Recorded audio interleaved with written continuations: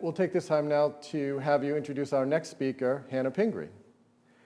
Thank you. As you can imagine, for all of us, innovation and the future are pretty timely topics. And so to have Hannah here, who is the director of the Office of Policy Innovation and the Future, is a great opportunity for us to hear from her on what she's thinking about and how she sees Maine and the Maine economy developing both post-COVID as well as we grapple with the whole issue of climate change, which I know is going to be a big focus of hers. So, Hannah, we look forward to hearing from you. It's awesome to be here with MEREDA again. And the last time we were all together, I know I saw you guys a year or two ago in Portland. Obviously, we are in very different times. So again, my name is Hannah Pingree. I'm the co-chair of the Maine Climate Council and director of the Governor's Office of Policy Innovation and the Future. And I was asked to come today to talk about the new Maine Climate Action Plan. So I'm going to share some slides with you, talk about the plan, and again, it's got a lot of specific components that I know are going to be of interest to the building and development community. So I wish we could be together to have more of a Q&A, but again, I look forward to going through these slides with you all. So a little more than a month ago, I was proud to join my boss, Governor Janet Mills, to officially release Maine Won't Wait, a 4-year plan for climate action. Climate change represents the greatest threat of our age, and there is widespread consensus on the urgent need to take action. Maine's first major planning process on climate in more than a decade has taken place during this COVID-19 pandemic and the resulting recession, putting an unprecedented strain on our state, Maine people, and businesses. The fast-moving devastation of COVID-19 has exposed weaknesses in our national crisis response that mirrored the gradual effects of climate change, from inherent challenges of emergency preparedness and global supply chains to the inequities and unequal burdens that disruptions have on vulnerable populations. As the pandemic wore on through this past summer and fall, grim reminders of climate change continued to emerge in Maine. The hottest ocean temperatures in the Gulf of Maine in a single day were recorded. The most severe fire season and drought conditions in years impacted our state, with devastating consequences for farmers. And as we just concluded 2020, Portland recorded another, quote, hottest year on record. Nevertheless, over the course of the past 14 months, hundreds of Maine people, despite the pandemic, working from home with strained internet connections, kids learning remotely, and dogs barking in the background, considered and recommended actions to combat climate change. Thousands more Maine people, including many members of MEREDA, offered their ideas and concerns to the Maine Climate Council. Despite an urgent pandemic, they urged us to take action. So today I'm going to walk through our plan, our process, and strategies with some special highlights of those components that I think are of most interest to the building, development, and business communities. So how is Maine attacking climate change? Aside from the Maine Climate Council, Governor Mills has made significant climate action and clean energy progress a hallmark of her administration. The Maine Climate Council, which I'm mostly going to talk about today, established specific greenhouse gas reduction targets in law. We signed a state renewable portfolio standard requiring 80% of our energy in Maine come from clean energy by 2030, and at least an 100% goal by 2050. We passed a new law to implement 100,000 new heat pumps, including support for low and moderate income Mainers. We established new electric vehicle programs supported by the VW settlements from the cheating scandal, allowing us to install charging infrastructure and offer rebates for EVs. We were the 22nd state to join the U.S. Climate Alliance, a bipartisan commission of more than 25 states committed to meeting the international Paris climate goals.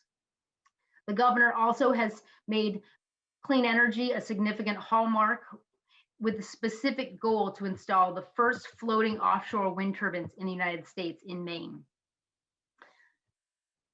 So what I'm mostly going to talk about today is the Maine Climate Council and what is required under that plan. So we delivered a climate action plan this past December 1st. The plan has some specific emission reduction goals to reduce Maine's emissions 45% by 2030 and at least 80% by 2050, as well as ensure that Maine people, our industries, and communities are resilient and ready for the impacts of climate change. So where do Maine's emissions come from? I think many people have probably seen this chart or read about it in the newspaper, but more than half of Maine's emissions come from our transportation sector. As a significantly large and rural state, this is outsized compared to many other states. So 54% of our state's emissions, our most significant challenge. Nearly 30% of our emissions come from our buildings, from our residential buildings at 19% and our commercial buildings at 11%. So everything from our heating systems to our electricity. 9% come from industrial emissions, and only 7% from our electricity sector, which is increasingly clean. So where are we on the path to reducing Maine's emissions 45% by 2030?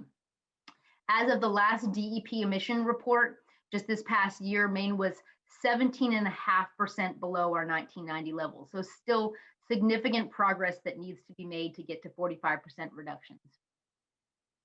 So what is the Maine Climate Council? The Maine Climate Council, again, is the group tasked with coming up with the solutions for how we reduce Maine's emissions and prepare our state for climate change. It was a 39-member climate council, an assembly of scientists, industry leaders, bipartisan state and local officials, and were responsible for developing a 4-year climate action plan for Maine. The Climate Council had 6 working groups comprised of over 230 Mainers who are required to recommend strategies to the council for achieving Maine's climate goals. Overriding the entire Climate Council was a scientific and technical subcommittee. The governor felt strongly that listening to the scientists and making sure our plan was driven by facts and data was essential. We also have an overarching equity subcommittee that will support planning and implementation to ensure that all Mainers can equitably receive the benefits of climate and be protected from the most significant challenges. So the 6 working groups included transportation, buildings, infrastructure and housing, energy, community resilience planning, public health and emergency management, coastal and marine, and natural and working lands. So the first major report the Maine Climate Council received was from the Science and Technical Subcommittee. I'd say probably most significant and probably of interest to MEREDA, the Science and Technical Subcommittee recommended that Maine commit to managing for 1.5 feet of relative sea level rise by 2050 and nearly 4 feet by 2100. Obviously a significant challenge for many of Maine's coastal communities as well as riverfront communities. We also had collected a ton of other data and reports to try to drive this plan, including vulnerability mapping of the entire coast, a report on the cost of doing nothing. So what would it mean if we don't take action on climate? We did significant greenhouse gas modeling to understand what each of the strategies would mean for reducing our overall emissions. We did a specific economic analysis. What do each of the solutions propose? What will they mean for Maine's economy and what benefits and challenges will they have?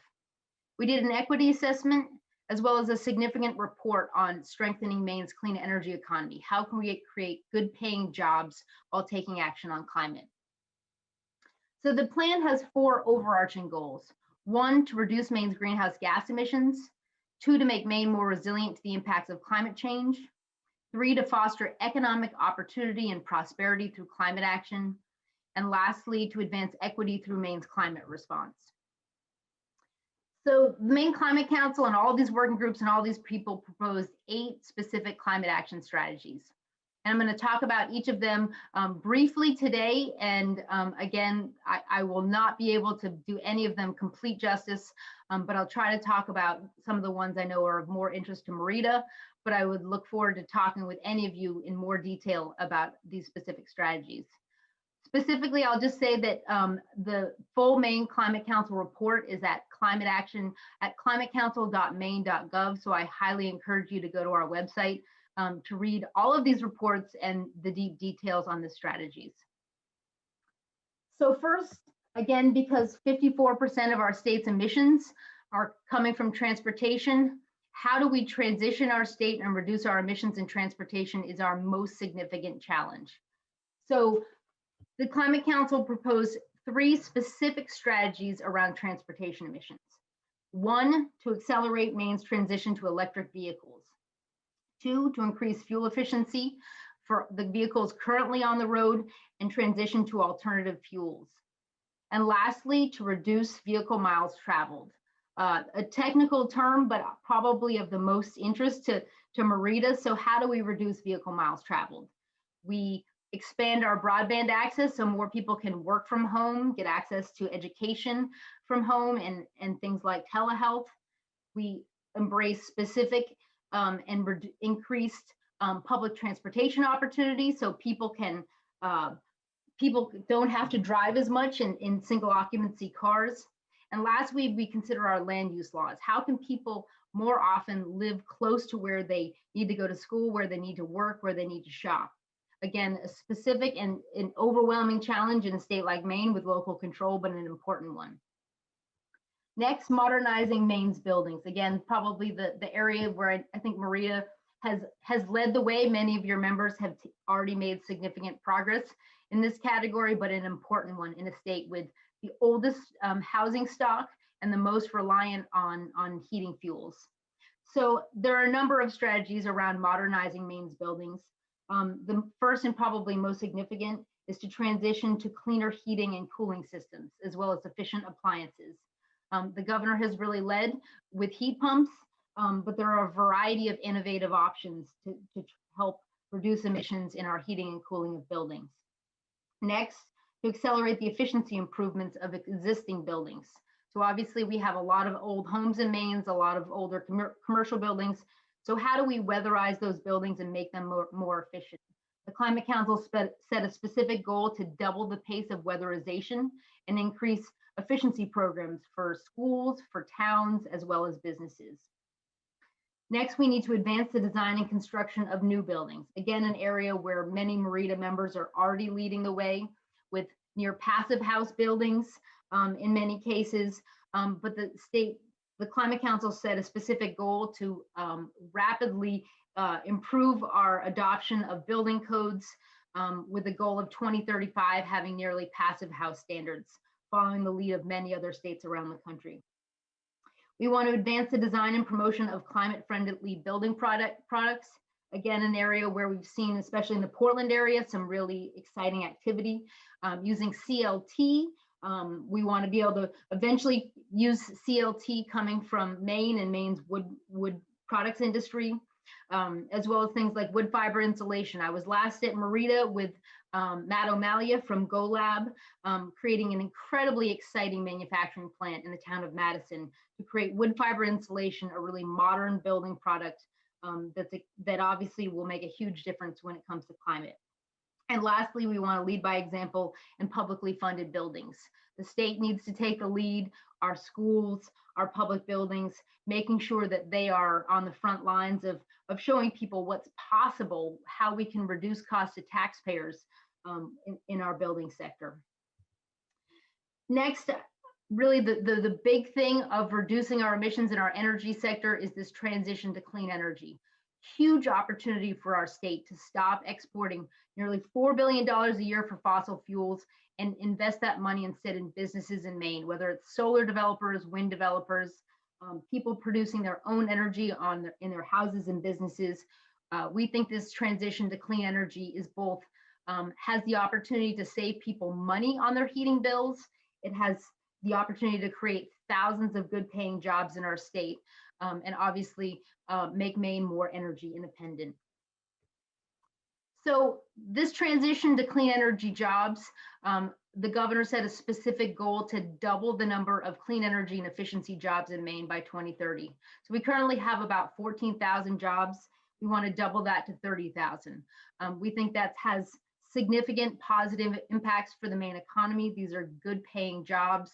And obviously it will help accomplish the work of making our buildings and our communities more efficient.